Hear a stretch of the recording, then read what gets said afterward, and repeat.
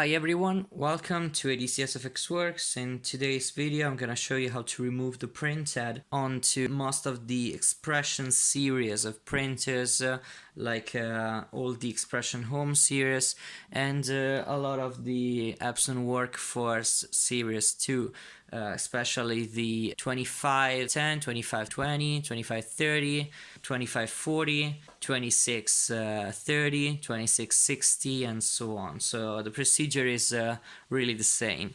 So this is an XP-302 printer, and I'm gonna remove the printhead from this printer just because I want to install it in another printer that I need to get fixed.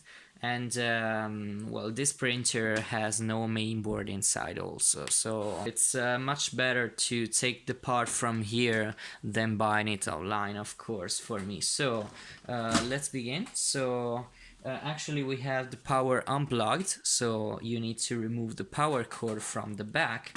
Then you have to open the scanner unit, and this is the carriage. You have to take it on the extreme right side. Then with a thin screwdriver or some syringe needle or anything else, you see this white lever here. You have to push it inside. I will let you see again. So you have to push it inside, and then you will be able to get the carriage out of the way. This is the procedure to unlock a lot of Epson printers. And now you need to remove all the cartridges inside here. So black, yellow, magenta and cyan. Yeah. Now you can see this black over here. I will just... Okay. This black over here. Here there's a tab. So you have to take the screwdriver inside of here and doing a bit of levering out and taking up. So we'll let you see here for a better view.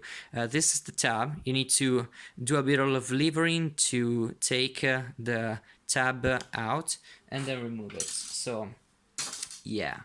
Now here there's a bunch of flat cables, and for now we can just remove this. That is the main printed flat cable. So you need to take it out like so.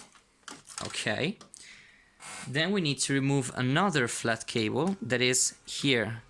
So the lower one, not the upper one, because I'm telling you, it's very important.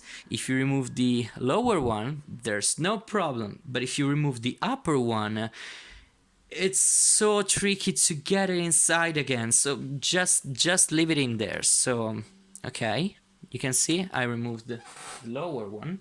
And now you can see here there are two tabs. One is here, in this spot, and the other one is at the other side but in the same position. So you need to with your nail or with a screwdriver take this holder board up and simultaneously push inside this tab, and you see that it lifted up at one side. Then do the same thing on the other side.